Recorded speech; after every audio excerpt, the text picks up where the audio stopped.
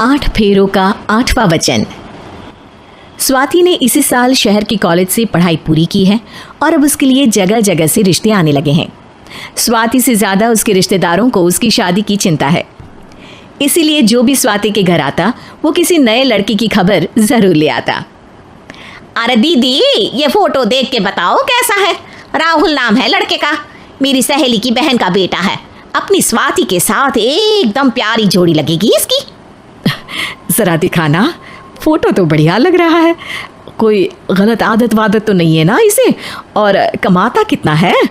अरे कोई गलत आदत नहीं है दीदी, आप कहो तो एक मीटिंग करवा देती हूँ, फिर सब कुछ फाइनल कर लेना। हाँ, ये सही कह रही हो तुम।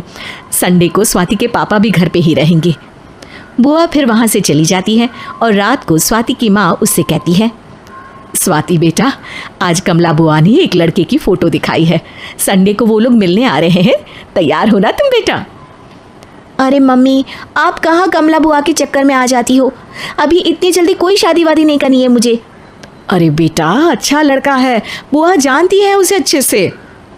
हाँ स्वाति बेटा, एक बार मिल तो लो, बाद में देखेंगे आगे क्या करना है। वैसे तो कमला रिश्ता लाई है तो मना करने का तो कोई सवाल ही नहीं उठता।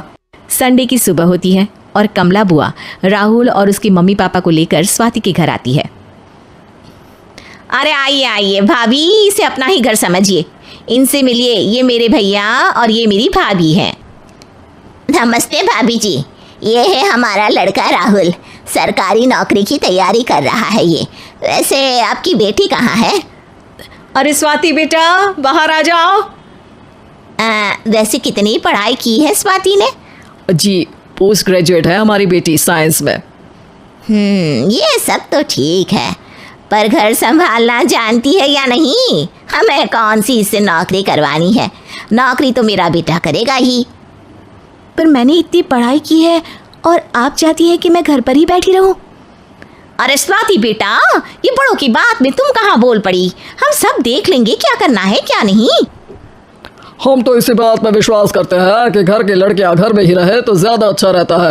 वरना भाई साहब, आप तो आजकल के हाल जानती हैं, कितनी घटनाएं होने लगी हैं औरतों के खिलाफ। स्वाति बेटा, रसोई का काम तो पूरा जानती हो ना? शादी के बाद तुम्हें ही संभालना है वो सब।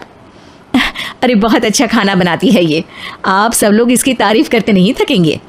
लो भाई, हो गई मीटिंग, अब शादी की तारीख फाइनल कर लेते हैं, क्यों भैया? भाई, हम तो पंडित जी से चर्चा करने के बाद ही तारीख फाइनल करेंगे। सालों से हम उनकी बातें मानते हुए आ रहे हैं। लड़के वाले और कमला बुआ की बातें सुनकर स्वाति एकदम नाराज़ हो जाती है और उसे लगने लगता है कि शादी के बाद उसे घर पर ही बैठना पड़ेगा। लेकिन घर वालों के आगे उसकी एक नहीं चलती और उसे शादी के लिए हाँ कहना पड़ता है। शादी का दिन आ जाता है और सब मंडप में जमा होते हैं। अब फेरों का समय हो गया है, अब कन्या अपने वर से 7 वचन मांगेगी। आप किसी धार्मिक आयोजन में जाएं तो मुझे भी ले जाएंगे। आप मेरे माता पिता का भी बराबरी से सम्मान करेंगे, हमेशा मेरा साथ निभाएंगे। आपको दोनों परिवार की जिम्मेदारियां बखूबी निभानी होगी। हर ज़रूरी बात में मेरी भी राय लेंगे। आप सभी गलत आदतों से दूर रहेंगे। आप मेरे अलावा किसी और औरत से कोई गलत संबंध नहीं बांधेंगे। ये 7 वचन पूरे हुए। वर, क्या तुम्हें ये सारे वचन मंजूर है? जी हाँ पंडित जी, मैं सारे वचन अच्छी तरीके से निभाऊंगा। अरे वाह वाह, बढ़िया तरीके से सब काम संपन्न हो गया। तो इसी के साथ विवाह संपन्न हुआ और आज से ये दोनों पति पत्नी हुए। 1 मिनट पंडित जी, अभी एक वचन लेना बाकी है। अब कौन सा वचन है बेटा?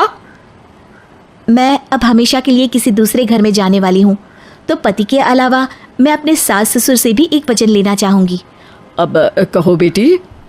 मैं ये चाहती हूँ कि मुझ पर किसी बात की कोई पाबंदी नहीं लगाई जाएगी। मुझे सब कुछ करने की आज़ादी होगी और मैं भी विश्वास दिलाती हूँ कि मैं एक अच्छी बहू बन के दिखाऊंगी। स्वाति की बात सुनकर उसके सास ससुर एकदम चौंक जाते हैं और कुछ बोल नहीं पाते कि उतने में कमला बुआ बोल पड़ती है। अरे बेटा, ये भी कोई कहने की बात है? रानी बन के रहोगी तुम तो। वचन देने से पहले सोच लीजिए, क्योंकि शास्त्रों में वचन ना निभाने वालों के लिए नरक से भी बदतर सजा लिखी है। स्वाति की चालाकी से वहाँ मौजूद सब लोग प्रभावित हो जाते हैं और लोगों में बदनामी ना हो जाए, इस कारण स्वाति के सास ससुर को उसे वचन देना पड़ता है। अरे कैसी अपशकुन वाली बातें कर रहे हैं आप पंडित जी। हमें मंजूर है बेटा तुम्हारी शर्त। स्वाति अपनी समझदारी से अपनी बात अपने ससुराल वालों से मनवा लेती है और खुशी खुशी राहुल से शादी कर लेती है। अब से हर शादी में मैं खुद 8 वचन दिलवाऊंगा। ओम मंगलम मंगलम मंगलम।